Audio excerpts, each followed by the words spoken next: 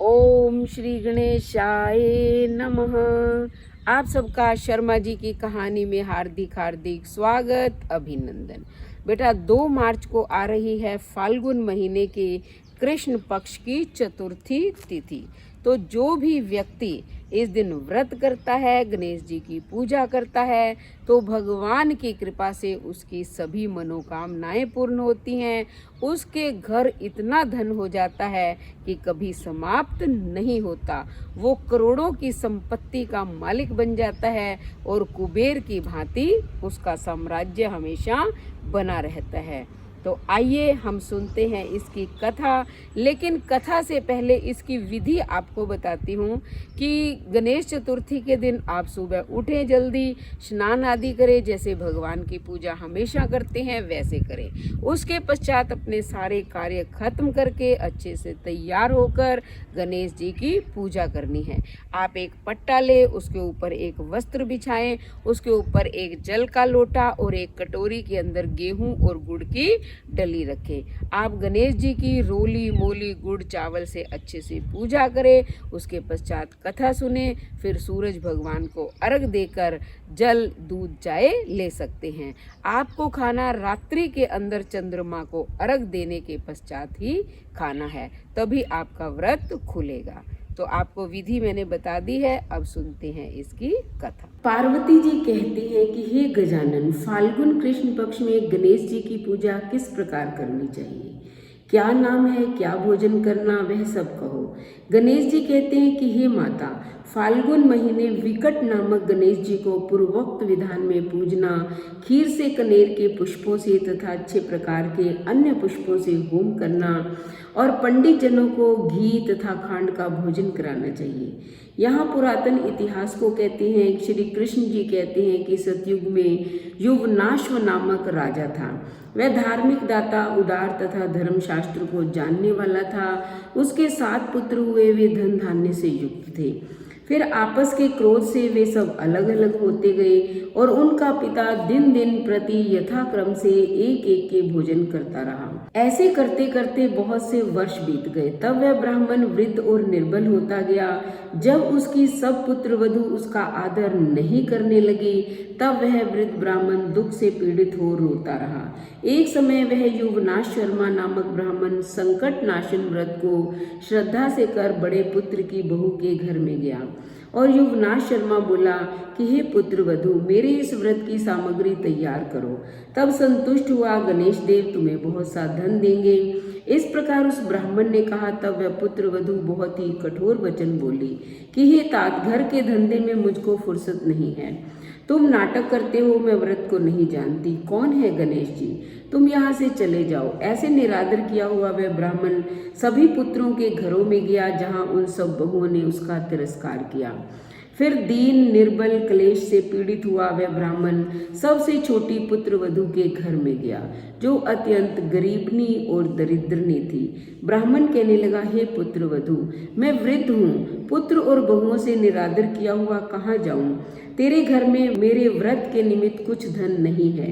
हे कल्याणी, बारंबार मैं ऐसा सोचता हूँ, लेकिन अगर तुम मेरा कहा मानोगी, तुम्हारे घर में रिद्धि सिद्धि का निवास होगा।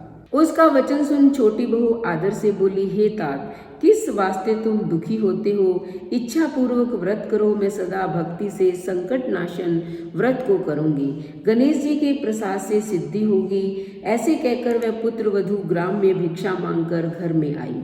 अपने वास्ते और ससुर के वास्ते अलग अलग लड्डू बनाती हुई चंदन पुष्प दुर्वा सुंदर अक्षत फूल धूप दीपक नैवेद्य तांबूल ये सब सामग्री अलग अलग तैयार की। वह सती वधु ससुर के संग आप भी गणेश जी को पूजती हुई फिर अच्छे प्रकार से प्रेम से ससुर को भोजन करा के उस दिन भोजन का अभाव होने से आप निराहार ही रही। फिर आधी रात का समय हुआ, तब उसका ससुर बारंबार वमन करता हुआ और दस्त करता हुआ बोला, हे देवी।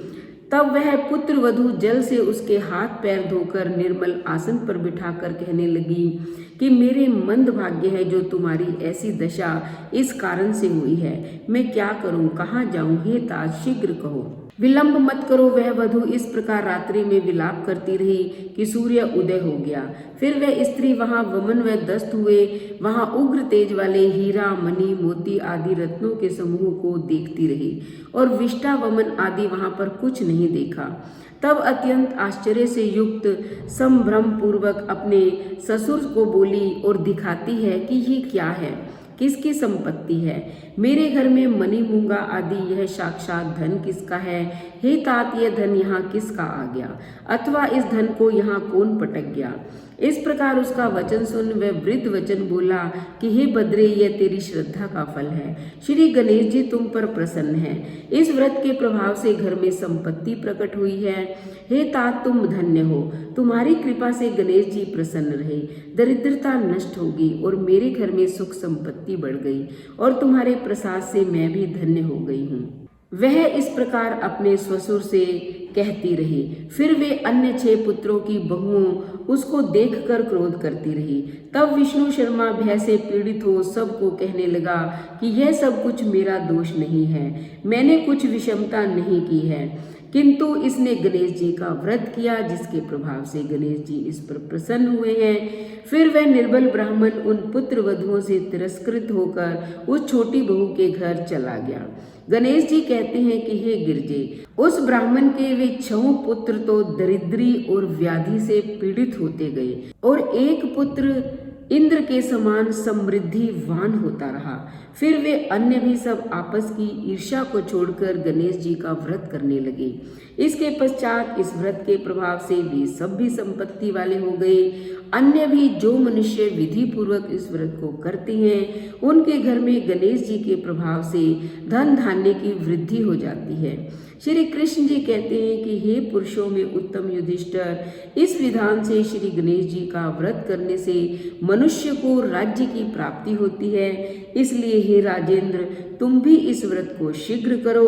करने से दुख समूह को त्याग कर सुख संपत्ति को प्राप्त करोगे। तो बेटा 2 मार्च के दिन आप व्रत हो सके तो व्रत करना और नहीं तो कथा जो है पूर्ण श्रद्धा और विश्वास से अवश्य सुनना, फिर देखना गणेश जी की कृपा कैसे आप पर होती है। तो फटाफट चैनल को सब्सक्राइब करें, लाइक और शेयर करें, कमेंट करें और बेल आइकन के बटन को दबाएं ताकि अगली कथा या कहानी का नोटिफिकेशन सबसे पहले आपको मिले। धन्यवाद।